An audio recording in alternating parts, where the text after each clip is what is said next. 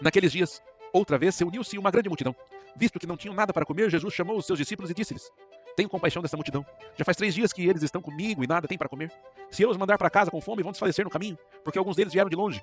Os seus discípulos responderam: Onde? Neste lugar deserto. Poderia alguém conseguir pão suficiente para alimentá-los?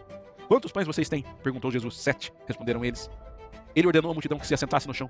Depois de tomar os 7 pães e dar graças, partiu-os e os entregou aos seus discípulos para que os servissem à multidão. E eles o fizeram.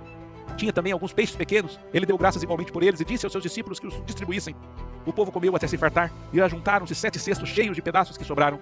Cerca de 4.000 homens estavam presentes e, tendo-os despedido, entrou no barco com seus discípulos e foi para a região de Dalmanuta. Os fariseus vieram e começaram a interrogar Jesus. Para pô-lo à prova, pediram-lhe um sinal do céu. Ele suspirou profundamente e disse: Por que essa geração pede um sinal milagroso? Eu afirmo que nenhum sinal será dado a vocês. Então se afastou deles, voltou-se para o barco e foi para o outro lado.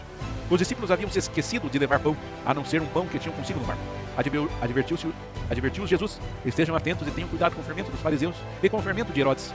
E eles discutiam entre si, dizendo: É porque não temos pão. Percebendo a discussão, Jesus lhe perguntou: Por que vocês estão discutindo sobre não terem pão? Ainda não compreendem nem percebem? O coração de vocês está endurecido. Vocês têm olhos, mas não veem, têm ouvidos, mas não ouvem, não se lembram.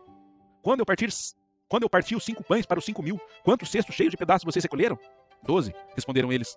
E quando eu parti os 7 pães para os 4.000, quantos cestos cheios de pedaços vocês recolheram? 7, responderam eles. E ele lhes disse: Vocês ainda não entendem. Eles foram para Betsaída, e algumas pessoas trouxeram o cego a Jesus, suplicando-lhe que tocasse nele. Ele tomou o cego pela mão e o levou para fora do povoado. Depois de cuspir nos olhos do homem e impor-lhes as mãos, Jesus perguntou: Você está vendo alguma coisa? Ele levantou os olhos e disse: Vejo pessoas. Elas parecem árvores andando. Mais uma vez, Jesus colocou as mãos sobre os olhos do homem. Então seus olhos foram abertos e sua vista lhe foi restaurada, e ele via tudo claramente. Jesus mandou para casa dizendo: Não entre no povoado. Jesus e os seus discípulos dirigiram-se para os povoados nas proximidades de Cesareia de Filipe. No caminho, ele lhe perguntou: Quem o povo diz que eu sou? Eles responderam: Alguns dizem que és João Batista, outros Elias e ainda outros, um dos profetas. E vocês? Perguntou ele. Quem vocês dizem que eu sou? Pedro respondeu: Tu és o Cristo. Jesus os advertiu que não falassem a ninguém a seu respeito.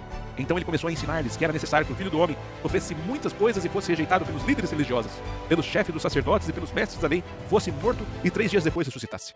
Ele falou claramente a respeito. Então Pedro, chamando-o à parte, começou a repreendê-lo. Jesus, porém, voltou-se, olhou para os seus discípulos e repreendeu Pedro, dizendo: Para trás de mim, Satanás! Você não pensa nas coisas de Deus, mas nas dos homens. Então ele chamou a multidão e os discípulos e disse: Se alguém quiser acompanhar-me, negue-se a si mesmo, tome a sua cruz e siga-me. Pois quem quiser salvar a sua vida, a perderá. Mas quem perder a sua vida por minha causa e pelo evangelho, a salvará. Pois, que adianta um homem ganhar o mundo inteiro e perder a sua alma? Ou, o que o homem poderia dar em troca de sua alma? Se alguém se envergonhar de mim e das minhas palavras nessa geração adúltera e pecadora, o Filho do Homem se envergonhará dele quando vier na glória de seu Pai com os santos anjos.